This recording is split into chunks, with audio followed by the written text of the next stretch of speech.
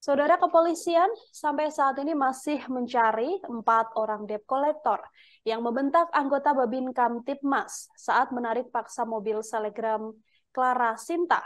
Saat ini sudah ada 4 debt collector yang berhasil ditangkap. Kepolisian mengatakan bahwa sejauh ini masih ada 4 orang lagi yang masih diburu oleh pihak kepolisian. Hal ini disampaikan oleh Dirkrimum Polda Metro Jaya, Kombes Hengki Haryadi saat jumpa pers pada Kamis 23 Februari hari ini. Salah satu yang diburu, saudara,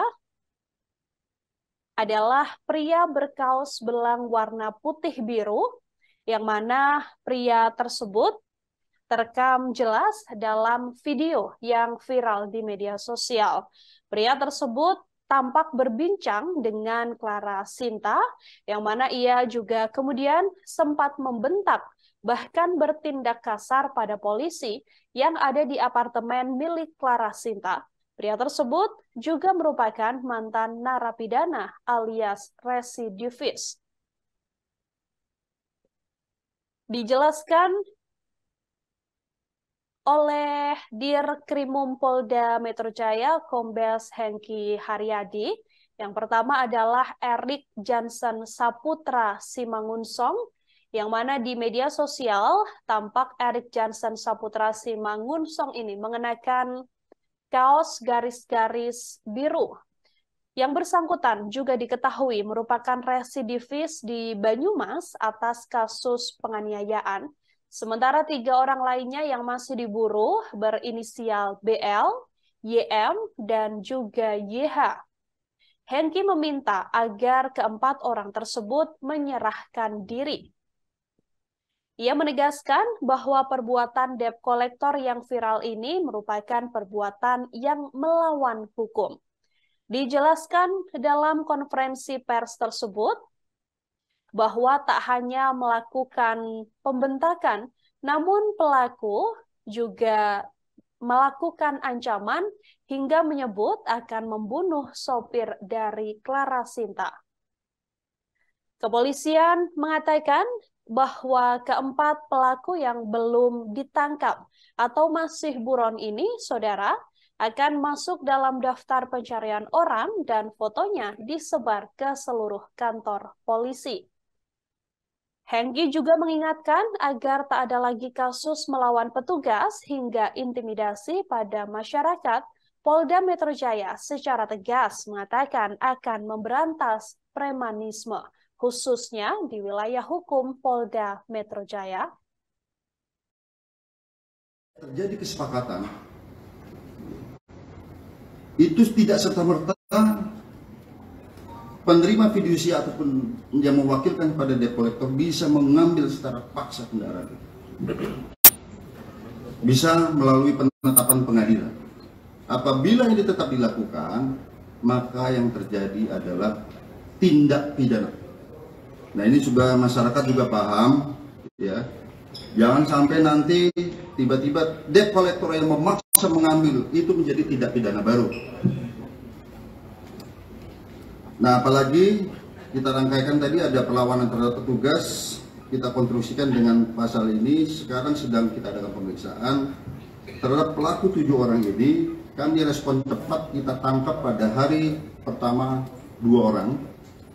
Kemudian baru tadi pagi tiba dari Provinsi Maluku, ya, Pulau Saparua. Dari Ambon 2 jam lagi nyebrang laut kita tangkap. Jadi kita serius dalam menangani ini, keresahan publik ini, dan kami masih mengejar 4 orang yang lain. Jadi dalam konstruksi pasal kami ada perbuatan melawan hukum. Walaupun yang bersangkutan membawa surat perintah tugas dan sebagainya itu menjadi instrumental delik alat kejahatan, karena yang terjadi adalah paksaan dan ancaman kekerasan. Kami sudah mengejar 4 orang lagi. Yang pertama bernama Erik Johnson Saputra Simangunsong. Ya, kalau di media sosial itu yang garis-garis biru. Dan ternyata yang bersangkutan ini residivis. Ya, residivis di Banyumas kasus penganiayaan. Kemudian ada 3 orang lagi, inisialnya BL, JM, JH. Oleh karenanya pada kesempatan ini rekan-rekan sekalian, kami mengimbau terhadap orang-orang ini agar segera menyerahkan diri karena kami akan kejar terus. Dan setelah ini aku akan sebar daftar pencarian orang termasuk foto-fotonya ke seluruh kantor kepolisian untuk sama-sama menangkap yang orang ini. Ya. Ini tidak boleh lagi terjadi perlawanan terhadap petugas dan juga mengintimidasi masyarakat, tidak boleh terjadi. Ini contoh yang sangat buruk. Oleh karenanya kami pada kesempatan ini ingin memberikan deterrence secara spesialis buat pelaku tindak pidana ini maupun secara generalis. Jangan ada yang coba-coba lagi, debt collector lagi, preman-preman yang lain berbuat seperti ini, khususnya di wilayah hukum Polda Metro Jaya. Jadi deterrence secara spesialis maupun generalis kami akan kejar. Ya. Oleh karenanya rekan-rekan sekalian, ini penyidikan sedang berlangsung. Ya. Memang karakteristik premanisme ini rekan-rekan sekalian, itu ada yang namanya fenomena silent sound, suara-suara diam. Masyarakat itu sebenarnya takut, resah, tapi kalau mau melaporkan ke polisi dia juga takut karena diancam. Ini terjadi. Kami dapat laporan dari beberapa wilayah dan kami sudah berkoordinasi dengan Criminal Justice System, pihak kejaksaan dan sebagainya, bagaimana melindungi pelapor sehingga tidak terjadi lagi fenomena silent sound ini. Tidak ada terjadi fenomena masyarakat takut terhadap aksi premanisme yang terjadi dan membuat resah warganya.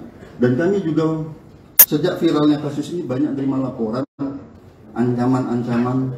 Kami ada rekamannya semua, sehingga orang ini takut lapor ke polisian. Jadi ini tanggung jawab kita bersama. Kalau ada fenomena seperti ini segera laporkan ke pihak kepolisian.